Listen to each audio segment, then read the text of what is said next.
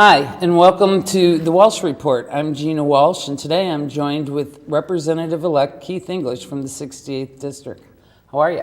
Hi, good. How are you? I'm good. For our listening and viewing audience, could you just explain a little bit about your district, the geographics? Sure. The 68th District starts about Hazelwood Central on New Halls Ferry, and it runs all the way south to 270. 270 is the border between the two state representatives district and runs up to about Washington Elizabeth exit, and then crosses over to St. Catherine. Encompasses about 33,000 residents. Whose district was it before, or what number was it before? It was the 75th District, Okay. Representative Bert Atkins, who is still in office until I get sworn in January. All right, tell us a little bit about yourself, your political experience. I've been on the Florissant City Council for a little over 6 years. I started on the City Council in 2007. I replaced Jerry Debo when she retired after 20 years of service on the City Council. I did turn in my letter of resignation, and it'll be effective on the 8th of January. Well, congratulations on your race, and congratulations on your win. Very excited. A lot of hard work went into this, and I thank the residents and my campaign committee for all the hard work they put into this. Excellent. You just completed your freshman tour. We did. Tell me a little bit about your tour and the places you went to see. I know when I did mine, we went from one end of the state to the other. Correct. We pretty much did the same tour that you did. A few new things were added to the tour. We covered 2,500 miles in 8 days. Our first 2 days of the first week, we were in-house training. We did a mock-up amendment to a bill, so we got to see how to be recognized on the floor and how the process works for those people that are newly coming in that have never served in the legislature before. We also, the second day of our trip, we got to meet a lot of the people that are behind the scenes that help us do our job. We also had an opportunity to get our class or office assignments and hire our legislative assistants. And then that Wednesday we got on the road. We traveled the state heading south towards Cape Girardeau. We covered everything from hospitals, educational facilities, anything that had to do with your tax dollars in the state. We finished up that week down in the Boot Hill, and then we started that next Monday in Kansas City, where we spent our first 2 days.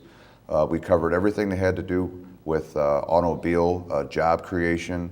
The number one thing, though, was a collaboration of working with different facilities around the state on spending your tax dollars wisely. The different interests and people that wanted to make sure that we were heard. What caught you most? What made you think, boy, we need to do better here at some of the facilities? I know we went to some of the prisons and the hospitals. Correct, sure. And all of it really together, as it came together as a stew, as you will, because all of it, if you leave one part of that out, it's not a good operation. And we went to the Boys and Girls Club of St. Louis. They have facilities all over the state, and seeing how important that is to work with the families and bringing families back together and helping these children. We went to, as you said, the correctional facility down in Potosi, and finding out exactly if we cut funding to that, how detrimental it will be to society. We also went to hospitals that are going to go, starting in January, go under some major financial issues, and found out exactly what we need to work on. What was the message from the hospitals? That they're going to need some assistance and some help.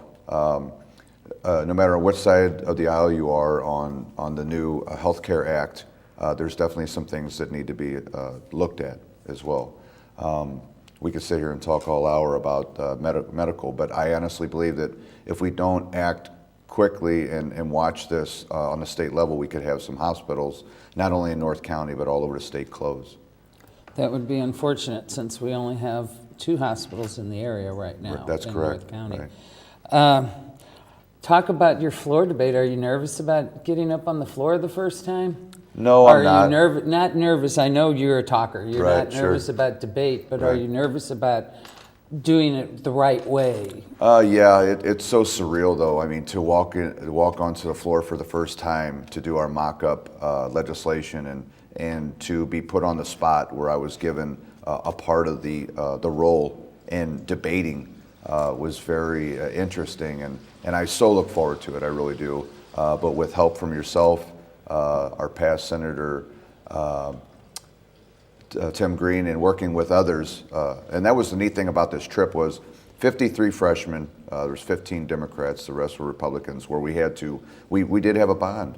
We got to work together and find out exactly what the interests were of a rural area state representative, and then of course in North County were two different worlds. And so a lot of things came up, such as right to work, prevailing wage, health insurance, the lowering unemployment, lowering the minimum wage, all these things that were brought up, and we got to debate that as well. And we got to hear from business owners. What is it going to take for a big business to come to the state of Missouri to create jobs? And what did they say? Well, some businesses said tax incentives. Some said historical preservation grants, depending on if they come to the city of St. Louis or Kansas City. They would like some financial assistance as well. And some had said that prevailing wage was an issue and right to work. These are things that have been brought up in the past, and I'm sure will be sitting on the desk to be brought up in the future. What about, you said there's 53 new legislators. That's a pretty big class. Mine was 90. Right. But 53 is pretty large. But there's how many? 160 There's representatives? 163 representatives, and 53 of those would be freshmen. That's just this year. We have to remember that we had some that came in under special election, which was 2 last year, and then 2 years ago they didn't have the freshman tour. So we're sitting right at about 90 to 95, I want to call legislators that have been in the House or not have been sworn in longer than 3 years. So you're talking about more than 50%. Yeah, with little or no experience. Right. Well, that's term limits, and that's neither here nor there. That is a tool or not that we have to work with as legislators, because that's what our constituency has provided us with. I know when I crossed that bridge the first time, there's only 163 people in the state that get to do what you're about to do. Mm-hmm. So that's pretty daunting, and it's awesome at the same time that the people chose me. I always thought that. I thought that every time I crossed that bridge, every week for 8 years. Mm-hmm. And it's a heavy responsibility. How will you, how do you, since you've served for 6 years, answering your constituents, what is your best form of communication with your constituents? Phone calls, letters? Right. I've always had an open line of communication. Just had my last town hall meeting with the residents that I represent in Florissant. We just had it on Tuesday, kind of introducing them to what I'm seeing already. I plan on having that open line of communication and having town halls, not only on a Florissant level, but on a district-wide level, continuing that face-to-face that I've had over the past 6 years. How often did you have your town hall meetings when you were in the council? We had 2 a year. We had one in the spring and one in the fall. Usually we had 2 on that particular day, a morning and an evening. Some people work in the evenings and can't make it, and we always seem to get around 100 people at each one. That's how great. involved the people of North County are. And where did you hold those? We've held them all over. Jan Elementary School, we held them there. Unfortunately, in the fall, fortunately, they had their Christmas program, so we hold them at the council chambers. Well, you'll find that you'll have many more resources when you do have your town hall meetings. And I always found it easier to pick a subject that the constituency was interested in at the time. Because as you said about healthcare, we could talk all day. And a lot of times we'll find out everybody keeps asking me, and I'm sure you're getting the same question. What's going to be in the forefront this year? What do you think is going to be in the forefront? I'm waiting. I'm sitting back cautiously and waiting to see what's in store for us and what we need to work on and what will be important to the folks of this area. Right. And I think in general, I think both sides of the aisle are looking towards the same interest, and that's jump-starting the state. President Barack Obama said the only way to remove a Band-Aid is quickly. And I know that the day after we won the election, we went to Jefferson City and we started working right away. We elected our leaders on the Democratic side. That next day, the Republicans had a caucus and they elected their side and started working on what are we going to do, how are we going to get things done. The Democratic Party came out and filed papers for ethics, Missouri ethics, on getting some sort of control back to this crazy spending that's going on in the political world. Where I can remember back when I first ran for political office, the maximum contributor could give to a campaign was $350. Now it's wide open, and we're seeing thousands and thousands of dollars given to these campaigns. So your caucus's agenda is going to be ethics reform? That is one of them, correct. What is your agenda? What is your legislative agenda this year? Well, I know I have some deep heartfelt things that I would like to see get done. It's a lot of things that have to do with on both sides of the aisle. As far as getting our health taken care of, we have the only radioactive site, as you're aware of, in North County at Westlake Landfill. I would like to get some sort of resolution sent to Washington on getting this cleaned up. It's the only radioactive site left in the whole state of Missouri.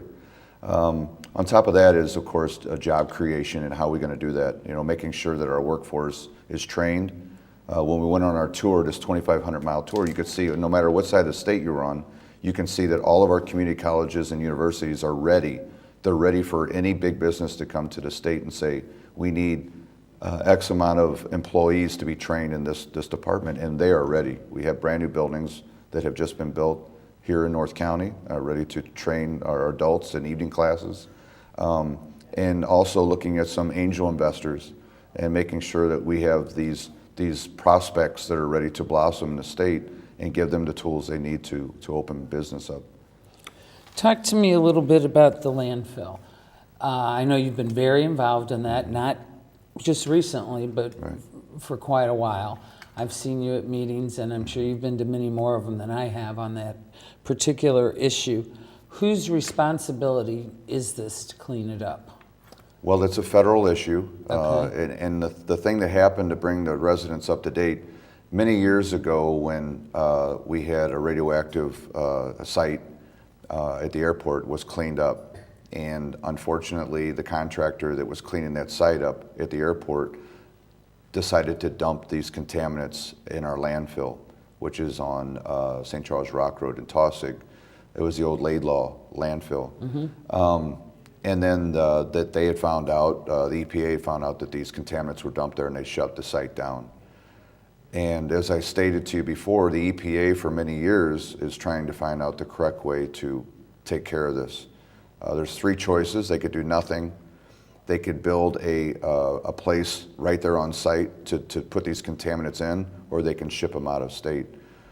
This 1,200-page report that was given by the EPA left out one major point, which was caught by our engineers in the city of Florissant, and that was that this is sitting on top of sand right on the Missouri River, and which is 8 miles north of our drinking water facility. And all of these are very alarming to me, and I'm not trying to alarm anybody, but something needs to be done. We've waited long enough. You know, if we can spend money on all these different utilities and all these different grants, I think there's something we can do on the federal level to get this cleaned up. So this is 8 miles north, which means it's above our drinking water, and Correct. the water's flowing south. Why is it such an issue that it's on sand? Just a brief explanation. Well, I mean, if it was sitting on top of clay or sitting on top of a good soil, there may be a basin there to hold if the water is filtering through this trash dump. But when it's sitting on sand, the water can get through the sand and travel to the rivers more freely. We don't know this to be true or false, but these are all red flags for me. They're also red flags for the Army Corps of Engineers, the several groups in North County that are trying to work on getting this cleaned up. I've been working with K-Dry and other people that have been involved in this much longer than I have. And so therefore it is a safety issue for me, and it's something that I would really like to get done.